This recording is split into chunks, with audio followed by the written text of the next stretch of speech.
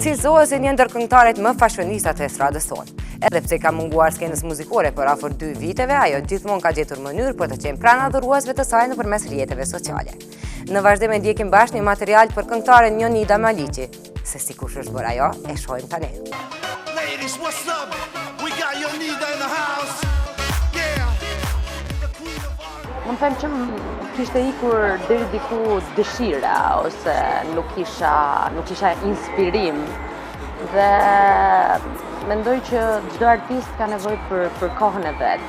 Unë jo domosdoshmërisht e kryej si profesion të kënduarit, paçka me të vërtet kam investuar gjithë jetën time, kam studiuar, por kisha nevojë për pak hapësirë. Që nga kënga sonte të cilën e pati në bashkëpunim me DJ Blonde e Rilwan, Jonida Maliqin më nuk e pam në ndonjë projekt të ri. 2 vite larg skenës i arsyeton me angazhimin si nën dhe grua biznesi, por tani duket se ka ardhur koha të rikthehet muzikës. Është një film me metrazh të shkurtër, ku doja të përçoja mbi gjitha emocionin e vërtet të një ndjenje të fortë, siç është dashuria mes çifti, dhe gjithashtu të tregoja edhe pjesën ku zhgënjehesh dhe pse jo pjesën dramatike kur një femër me të vërtet ndihet e zhgënjur apo kur nuk ja ka arritur qëllimit dhe është e dëshpëruar kur humbet diçka. Gjithsesi në këtë klip çdo gjë është e suggestionuar sepse fillon me një ëndër ku më pas çdo kush e percepton sipas mënyrës së tij. Ndoshta mbetet thjesht një fantazi, një kujtim apo një dëshirë e madhe.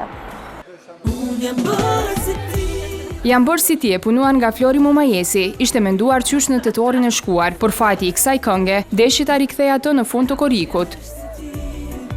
Në projektin e ri, Jonida shfaqe të ndryshe si nga videoklipi ashtu edhe kënga. Spoti u xhirua në Greqi dhe e tëra u realizua nga një ekip e re. Klipi është realizuar nga Dardan, Kino Studio Dardan. Është ky produksion i ri i familjes time. Në fakt është në hapat e tij të parë. Ka patur bashkëpunime me filma të ndryshëm shqiptar me metrazh gjatë dhe të shkurtër. Është klipi i parë, mendoj që ta startoj mirë. Nuk e di në do t'jetë synimi për të vazhduar me klipe, por sigurisht do ta shfrytëzoj maksimalisht përderisa është pjesë e familjes.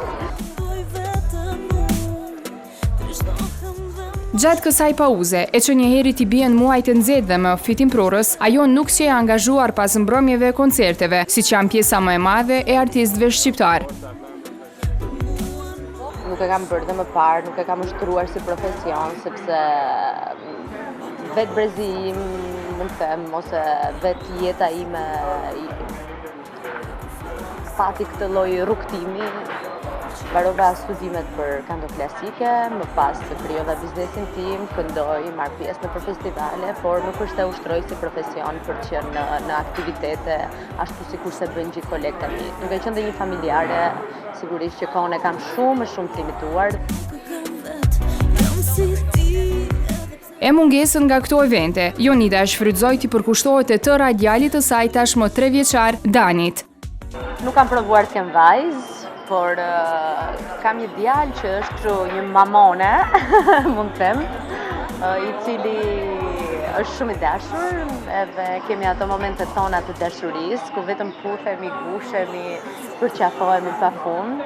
Ai llastohet maksimalisht, madje kur do të llastohet ja bëm bebi, dhe e di atë pjesë që është momenti ku duhet të përqafohemi edhe të rrimë sa më afër njëri tjetrit.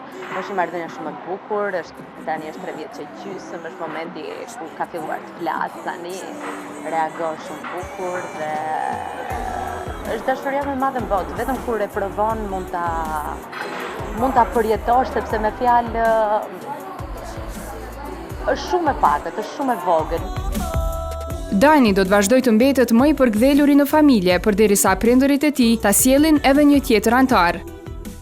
Kur erdhi Dani, erdhi krejt papa e menduar shumë gjatë. Dhe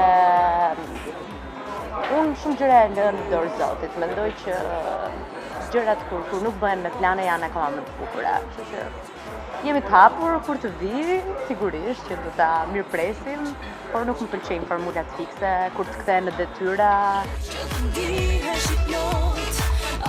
Gjithsesi, Jonida do të vazhdojë me përkushtimin ndaj familjes e gjithashtu të jetë edhe më produktive në sferën muzikore. Shumë shpejt ajo do të punojë një projekt pasues, por jo vetëm. Biznesi të saj do të shtohet edhe një produkt i ri. Nga shtatori në dyqanin e Jonidës do të gjeni edhe konfeksioni veshjes nga markat Kenzo dhe Mark by Marc Jacobs, por nuk janë këto të gjitha risit nga këngëtarja shqiptare. Ajo tani ka edhe një element të ri, tatuazhin.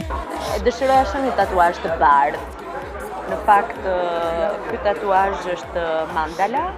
Mund të them që dëshira ime ishte që pas Mauris, që personifikon forcën, vitalitetin dhe energjinë pozitive, doja një kuror. Është një kuror, së cilës mendoj që çdo femër do dëshironte të ishte mbretëresh, princesh brenda imazhit të vet. Dhe pastaj artisti që e ka realizuar Luca Tatu i lash një dorë të lirë dhe ai ka realizuar sipas idesë së vet, çelësin e solit dhe dashurinë e parë të jetës së saj.